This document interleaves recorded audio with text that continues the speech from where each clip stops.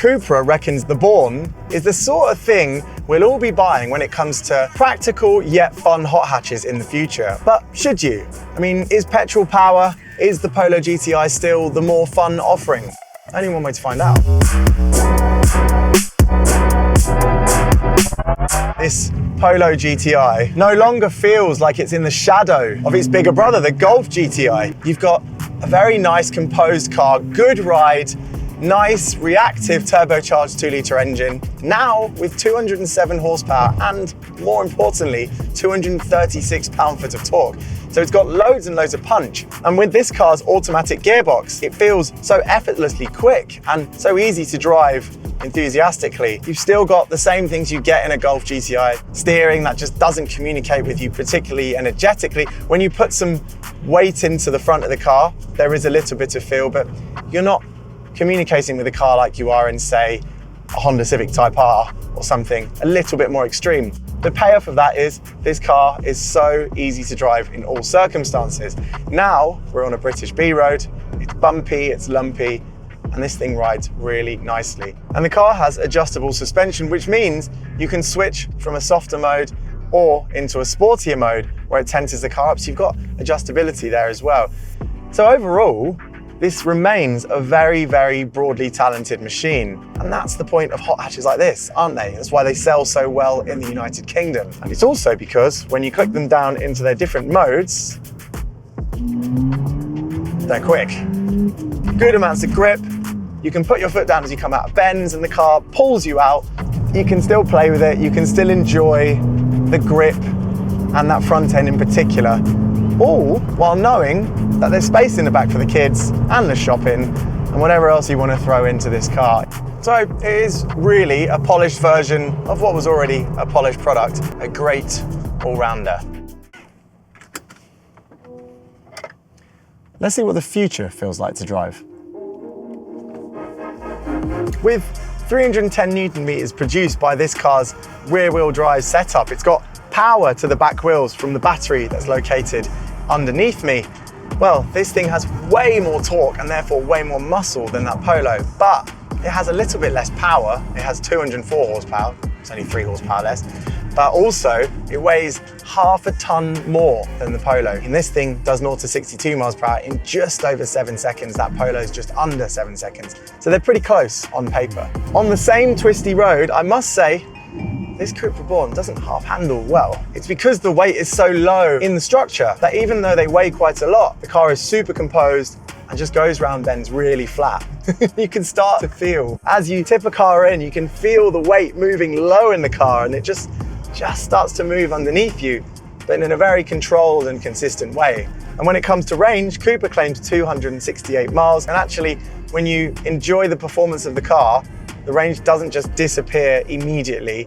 There is a good amount of predictability in the system. But when it comes to the excitement on offer from this machine, well, let's be frank, the petrol-powered Polo GTI naturally has a bit more character. There's a thump in your back when you put your foot down and it changes gear. This is a totally linear delivery of its power and torque, which means you actually get moving quicker than you think, and you have to look down at the speedo to remind yourself just how many knots you're carrying.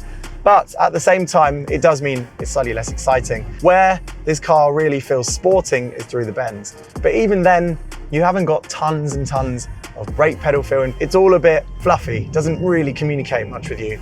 The steering as well is very light. There's not much information coming through the steering rack. But because this platform itself is so nice and composed, you do really feel on top of the car. You do feel like you understand it and very confident to hustle it along very quickly. But no, it's a really good effort. And I think what impresses me most is how a car this heavy and with some sporting intent can still ride really nicely. You don't get the drive modes like you do for the suspension in this car. You do when it comes to the powertrain. There are modes. You can click up into a sharper, sportier mode, which gives you your best performance.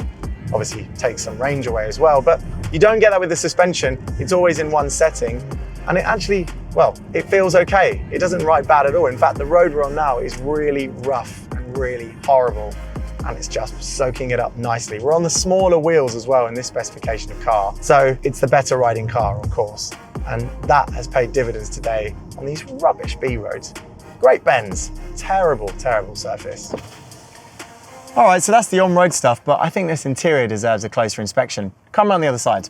So I actually really like the interior of this Cupra when it comes to the design, because it's based on an ID.3 base. The ID.3 is the Volkswagen model that this car shares so many parts with. There is a lot in common with that car and this car when it comes to the interior. However, it's the finishing touches that Cupra's applied that I really like. Firstly, I'm actually a fan of the bronze color they use for their logo. And I think that the gray and the black and the slightly chrome effect stuff in here works really well. I love the seats. Not only are they really comfortable, but they look great. They've got a nice pattern to them and a really nice texture. Because you don't have a gear lever down here in the middle, you've got all this storage space. Your gear selector is up here. So you twist this back and forth to put it into drive or reverse, which takes some getting used to. But, and this is the biggest but I think of the day, the infotainment system, while it looks good and actually aesthetically and when you roll through the menus, is quite a nice thing to use, it's still quite hesitant and it's just nowhere near as quick as some of the rivals, which is frustrating because the potential is really good. But earlier today we did have some issues and it just wasn't responding as quickly as we'd liked.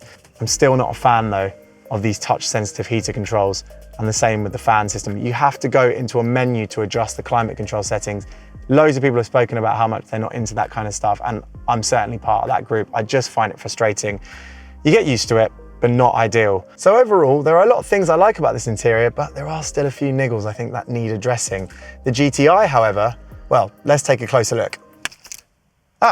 This is more like it. This is more me, I think. This GTI interior is, well, comparably old school. Firstly, the screen is smaller in the middle, which to most people means it's lower tech, but the way it's embedded in the dash and the way it just works with its surroundings, I think it's much tidier, much smarter. It feels more premium. This instrument cluster ahead of me here, while it's not located up in an unusual position, it just looks tidier. I just think this whole cabin feels more mature. The Cupra is trying to be sporty and youthful, but, well, I just think this works a bit better.